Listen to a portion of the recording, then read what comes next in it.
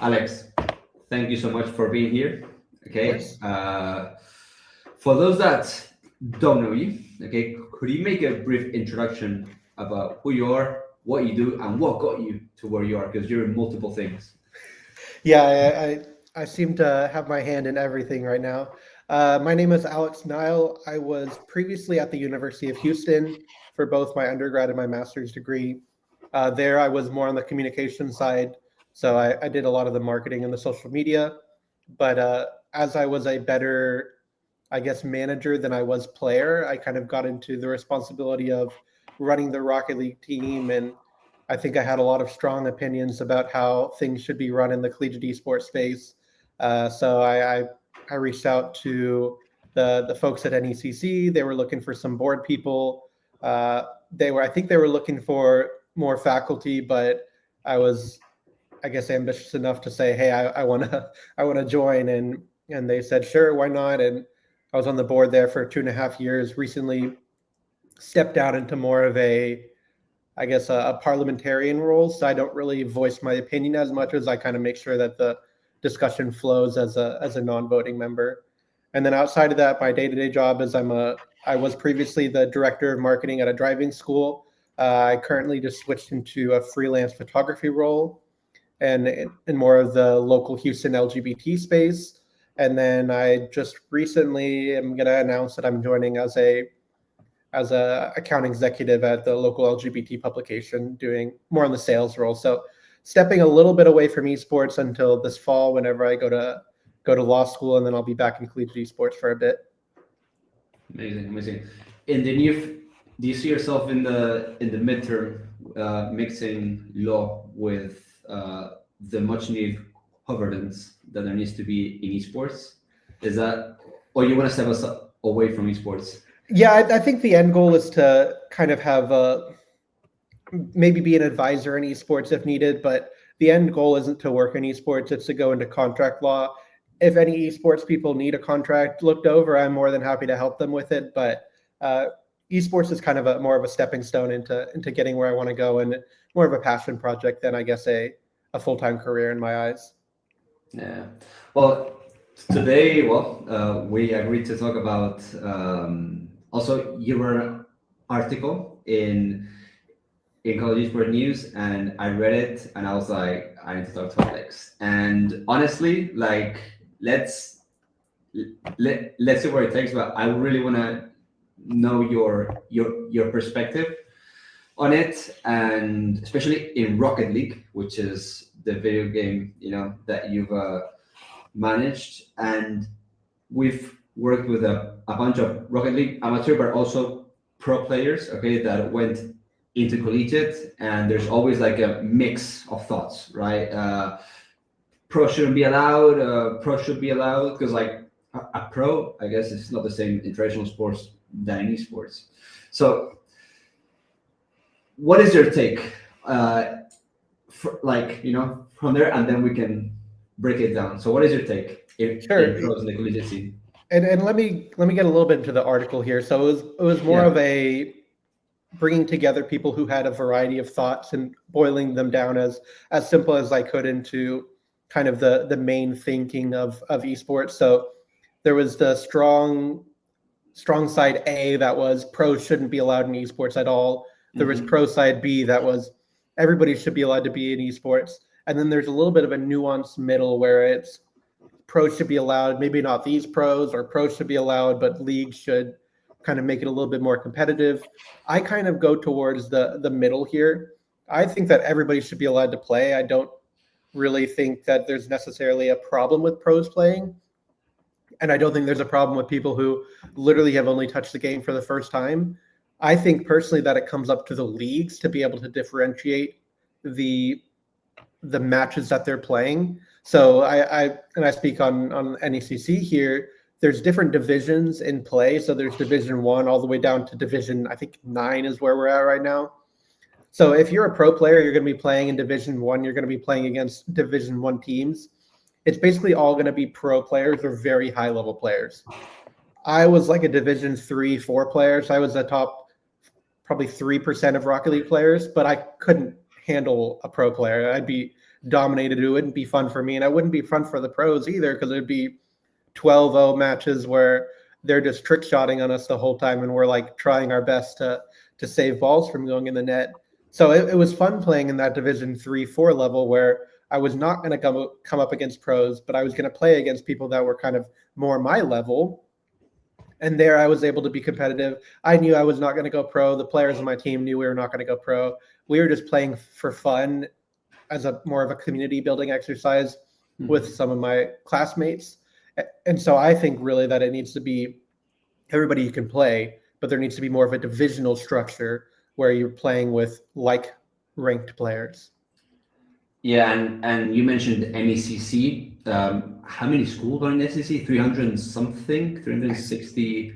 I think it's even more than that now. Okay, because you put an image, and it was like NECC was the most. Yeah, we have the most teams. Are you guys reading chat? Well, there's Moshi Shival sent a comment. Yes, we're reading chat. If you want to leave a comment in the chat, a question, I can ask Alex. More than welcome. But yeah, but you guys had the most schools, right? Correct. Yeah, I think it. Yeah. And the reason why is because we kind of leave it as broad as possible. As long as you're in North America, you're able to compete if you're a school. So I know there's leagues like NACE where you have to have varsity requirements, and there's some that you have to have regional requirements. We keep it up to, if players want to play, they can play. And we keep the price point low. That was one of my big goals on the board, was to keep the price point as low as possible. I think only Play Versus is lower than us, but I think they're probably running at a loss if I had to guess. So it's an accessibility thing. And I mean, because you basically like hoping for like pros and semi-pros and amateurs like all in one, is because NECC has the infrastructure. But there's so many other leagues, that may not have the infrastructure, and when universities play against each other, maybe that's when they clash. When there's universities are like this university and this university in terms of competitive level, and that's when they clash. In NECC, maybe not, because like there's a structure, but So what's your take on that? For sure, I think you need to pick and choose what leagues you're playing in based off of the level of the team you're with. So there's like in Rocket League, there's CRL, Collegiate Rocket League. It's a very competitive league right now. I'd say probably 60 to 70% of the players are pros. The University of Houston has a good Rocket League team, don't get me wrong, but where there's no pros. So we play for fun, but we have no expectations of making it very far in the qualifications, and we don't get upset about that. It's, hey, we're playing for fun. We're playing to try to take down a pro, or maybe score on a pro, even keeping the bar even lower. But like leagues like NACE have different divisions. I think Playfly has different divisions. So you just got to pick a league that works best for you and your team. Okay. There's also Mushi Shival said there was an instance in the NJCAAE Nationals competition last spring where a Tier 2 pro joined a team in the middle of the Nationals for one match just to beat me. It felt widely unfair. So I guess it's more of like how does this structure, Yeah, I think so. NJCAAE is the junior college. Yeah. So I don't really know I don't know a ton about their structure. I think I would agree with Mushi here that joining during the middle of a match the middle of nationals is a bit rough. I think it balances, it kind of destroys the ranking, because a lot of leagues base your division based off of your initial season ranking. So joining during the middle of the season is rough. I think that has to come down to governments of how leagues are going to enforce people joining and leaving during the midseason, which we've seen now become a little bit of a problem in the top level, with Arju recently leaving St. Clair to go to other offers, kind of figuring out what the transfer policy is, because I know in traditional NCAA there's a whole bunch of rules and requirements about when you can't transfer. So I don't know if that's necessarily about this conversation directly, more about being able to join in and out of teams. But I think personally, I think that if they had joined at the beginning of the season, had played the whole season, I don't see anything wrong with that. It's the fact that they joined during the middle of nationals for one match is a little rough in my opinion, but I think that's a very specific situation. I'm not telling my experience from a tennis athlete when I was in the States studying back 2013. So like coaches by no means were allowed to reach out to me. If not, they will be like penalized, but like in a bad way. Then if I wanted, to transfer, I had to talk to my head coach. Okay, and the head coach had to, agree. Of course, I mean, some instances, head coaches from other universities made the player stay, although it doesn't play in your advantage as a head coach if the player doesn't want to be there. But like at least finish your season. You know? So like,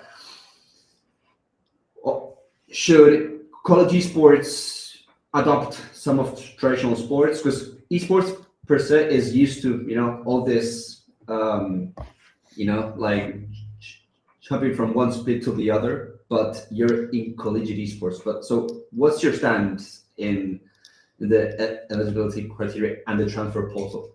Yeah, so that's actually my next article that I'm working on, is when students should be able to transfer and when not. I haven't really gotten enough information yet on what the general public says.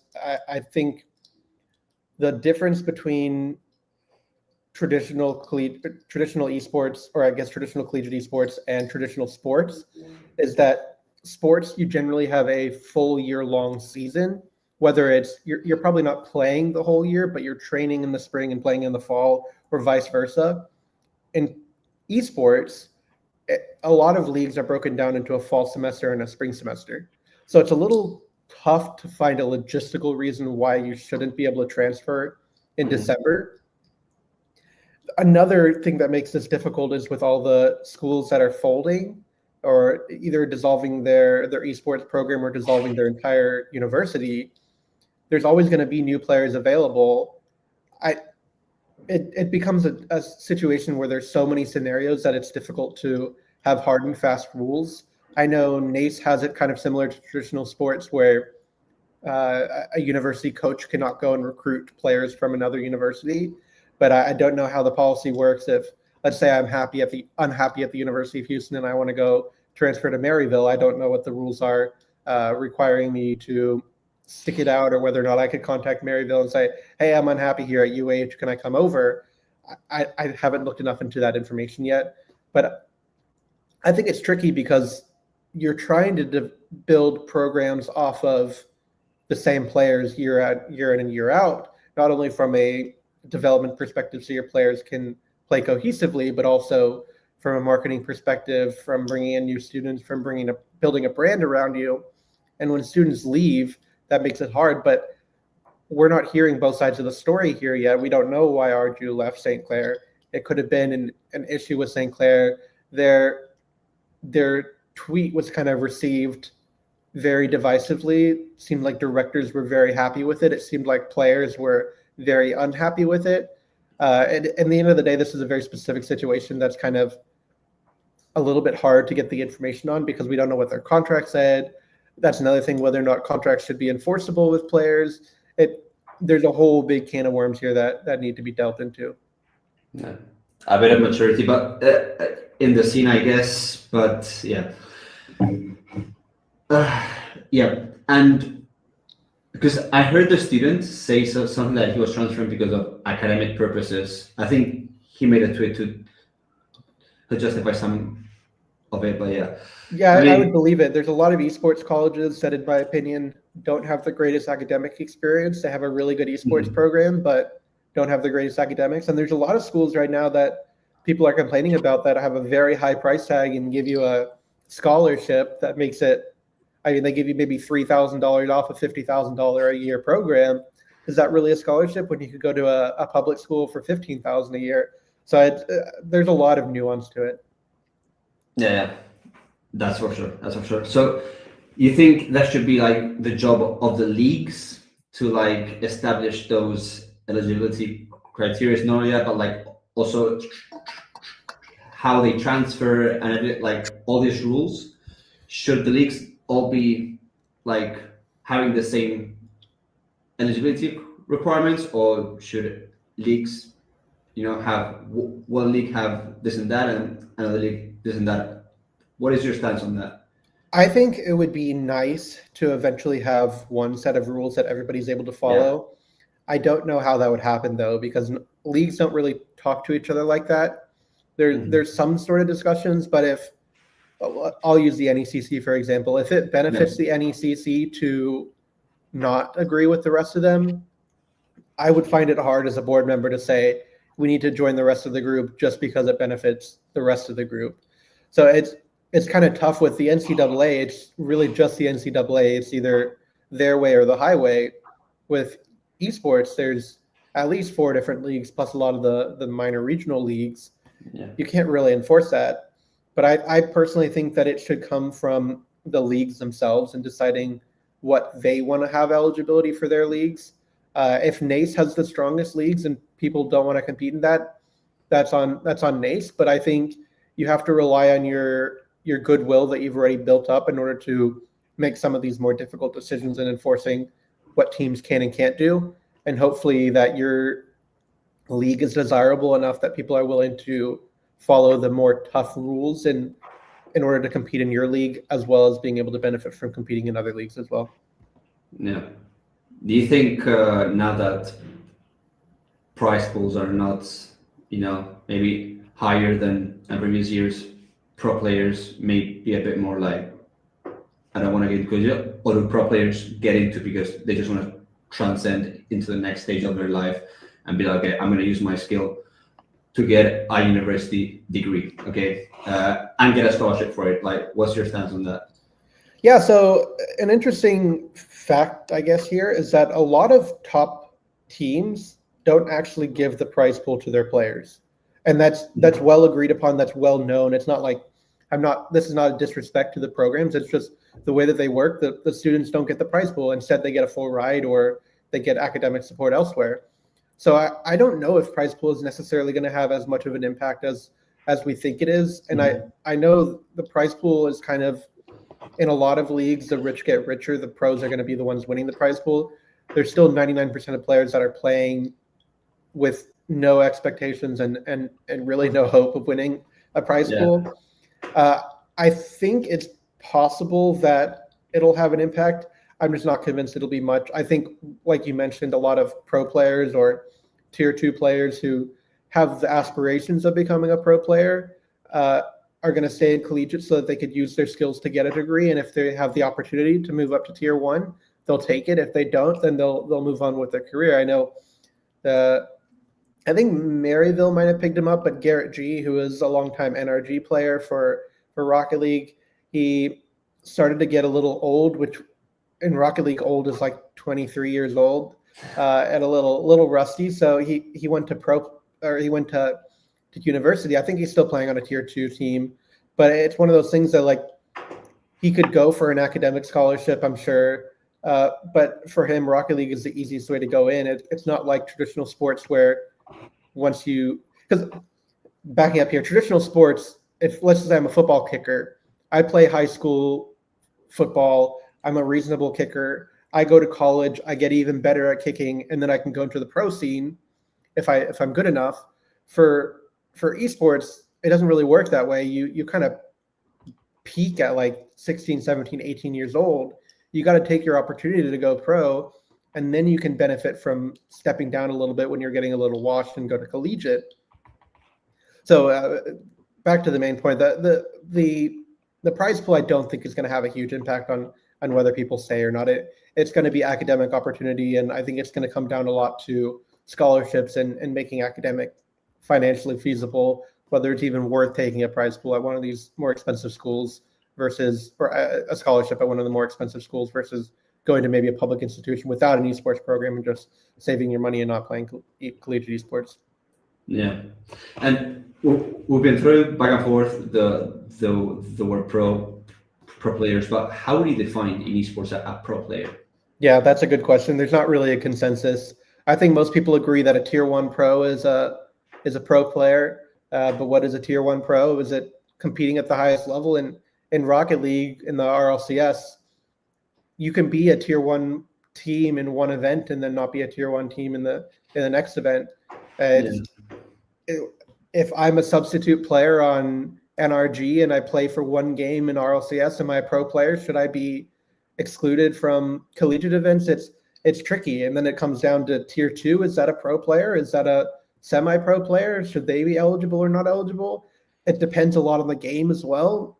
In Rainbow Six Siege, there's probably 8 to 10 tier 1 teams. In Rocket League, there's probably 25 tier 1 or tier 1 bubble teams. So it's a really difficult decision. I think it's kind of so nuanced that it's not even worth the leagues touching. In my opinion, it's easier just to have the different divisions and allow everybody to play. But if leagues want to have the stance that pro players shouldn't be allowed, it's going to be on them to define what a pro player is and deal with all the backlash around it. Yeah. I mean, I think it comes from people like you know, that have knowledge, voice, do the research, write good articles, you know, and are like in, you know, both people here like in the NECC, and for them to, you know, start doing. But like I do agree at this point in time, you know, allowing everyone to play, structured divisions, and yeah. Yeah, I mean, to talk about that, I like to think that I have the voice of reasoning, but I have a different opinion and different perspective from everybody else. I'm not a director. I don't have professional, semi-professional players playing for me. I didn't have a budget whenever I was helping with the University of Houston. Our budget was like $2,500 a year, and that was crowdfunded compared to some programs having like $250,000 budget a year. So I would like to say that I'm right here, but there is no right or wrong. It's going to have to come down to discussions on what people think is the best way to go forward. Yeah, and you also mentioned budgets, and it clicked, you know, like pro players' budget. I mean, how do I phrase this? How do you see, like, do you see sustainability in Collegiate Esports programs throwing in full rise or full tuition scholarships to attract those pro players? Yes and no. I think it depends on how you execute on that. Okay. Just throwing people in full rides and saying, hey, if you come to our school, we'll give you money for the rest of your career, I don't think is necessarily beneficial. But I mean, if you're able to grow a brand, like let's use Maryville, for example. Mm-hmm. I personally don't really know much about Maryville other than they have an excellent esports program. If I wanted to grow as an esports player or grow as an esports manager, I might intend to go to Maryville. I wouldn't get a full ride based off of my lackluster Rocket League skills, but it's used as a recruitment tool for me to view Maryville in a positive light and consider them as a school. It's kind of similar to a lot of schools have a very good football program, like Alabama has a very good football program, so they can recruit people that are interested in watching and having a good football team.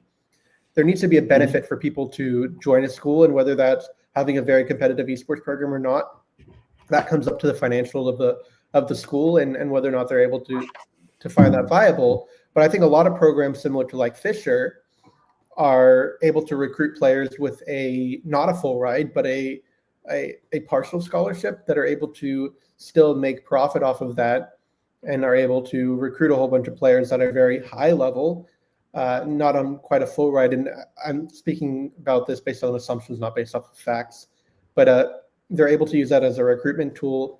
And I think one of the big things that esports is good at is a retention tool. So keeping players whenever they're interested and convincing them not to spend or not to switch, and are able to stay at your university for 4 years, increasing your metrics, being a good a good alumni once they graduate and have a successful career and look back at the school fondly. It really depends on how you're going to go. I don't think there's one set way on how you can make esports profitable or worthwhile investment for the school. It just depends on the school, the program, and what they're looking for.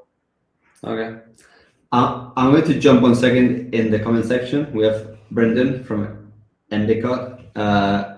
Only speaking for myself, I got no problem with kids living between fall, spring semesters Our Overwatch team just made a championship final, and now I have to make a full hockey line change because of commitments to internships, senior thesis, study abroad, etc. I'll work with the hand I'm dealt, and I'll find a way to win. Hakuna Matata. Hakuna Matata, Brendan. And from what you mentioned, Fisher, when the word Fisher, when you mentioned that, the thought of like Fisher can also recruit like very skilled players, of course, other scholarships they offer and location and other great things they have, but because also they offer online programs, right? So what's your stance on like online programs and pro players being able to compete online in collegiate while they also can compete in the pro scene? What's your opinion on that? Yeah, I know a lot of people have very strong opinions on whether or not online players should be allowed. I was an online student before the pandemic, so I had the experience of I didn't compete whenever I was an online player. I was at the local community college for a year. I don't personally have anything against online players. However, I do have a concern that people are playing online and are not really getting the academic advantages that they should be getting as a student.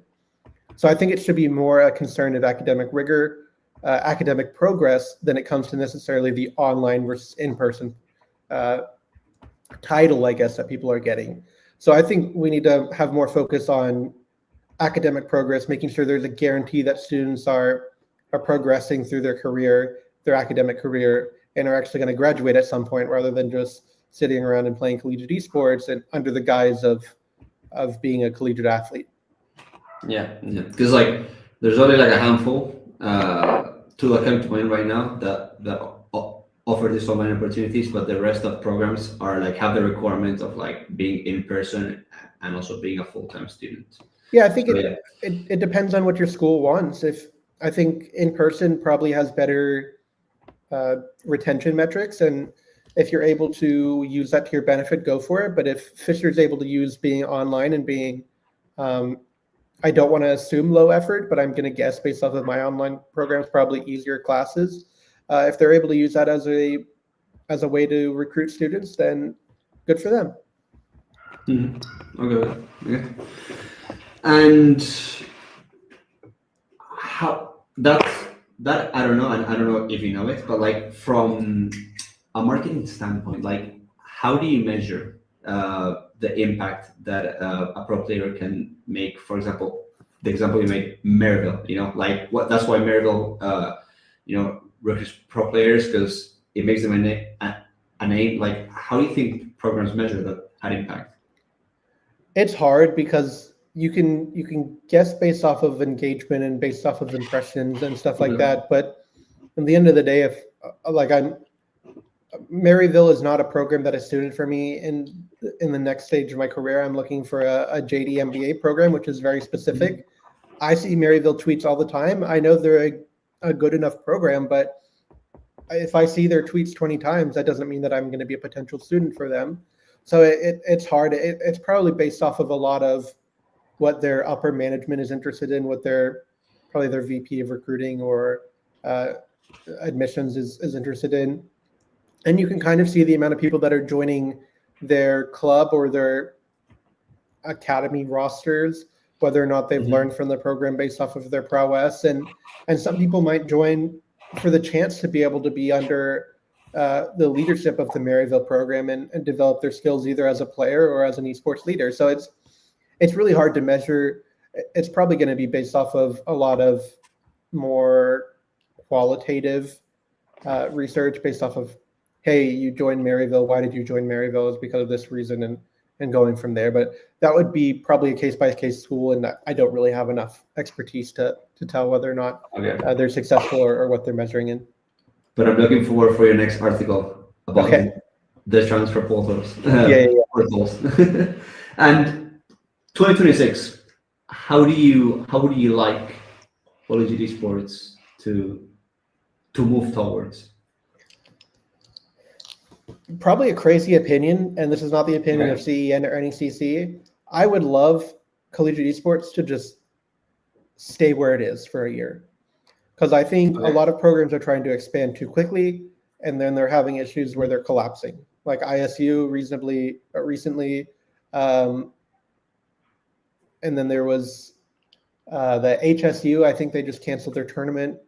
So stuff like that. I'd like schools to maybe grow at a 10% pace instead of trying to double every year, and go more into sustainability and more for longevity rather than trying to get the first jump on people and seeing how they can progress. So honestly, just slowing down, picking what you want to pick, having this more as a rebuilding year rather than a huge growth year. But I'm sure that's probably a minority opinion here. I'm sure everybody else wants to grow as quickly as possible and turn collegiate esports into a behemoth. No, but the stats from Esports Foundry, like when I read the report, it mentioned that there were like many programs that closed, but also, you know, the programs that were active, okay, like you could see that they were more mature and being more sustainable from the stats. So hopefully, you know, that keeps it going, and esports directors know how to talk to the university administration, and there's a match. So and I think a lot of importance that directors need to do, which I'm sure a lot of them are, is talking about the retention stats rather than just the admission stats, because it's great now finding new students at a, I want to say, cheap rate, because you're not having to go through the full recruitment cycle and investing all that money there. If you're able to reach out to them and target them individually, it's probably a little bit more cost effective. But convincing schools that you've put this investment in to get a student for their first year, you might as well put some more investment in, not even as expensive, to keep them there for their 4 years, graduate them after 4 years, and then have a happy alumni for the rest of their careers. Yeah, completely agree.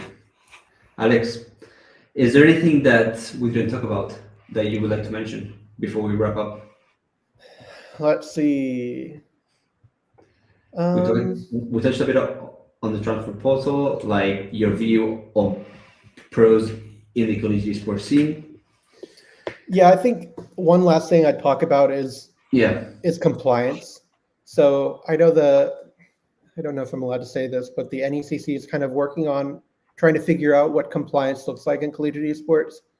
I know there's a lot of ringing and a lot of, I guess, just borderline cheating in collegiate esports.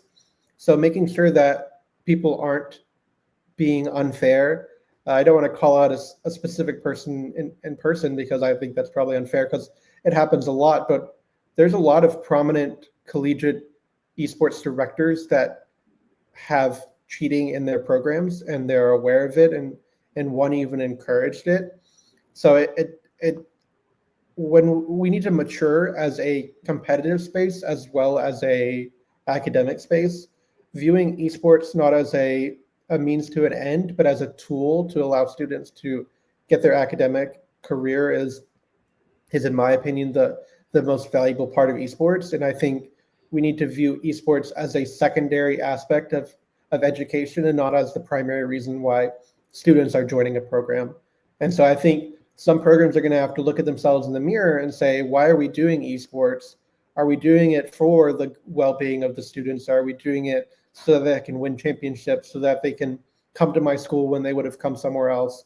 And all those reasons, it needs to be for a reason of progressing a student from a freshman to a senior and graduating them and enabling them to go out into the workforce, whatever that is, and being successful there.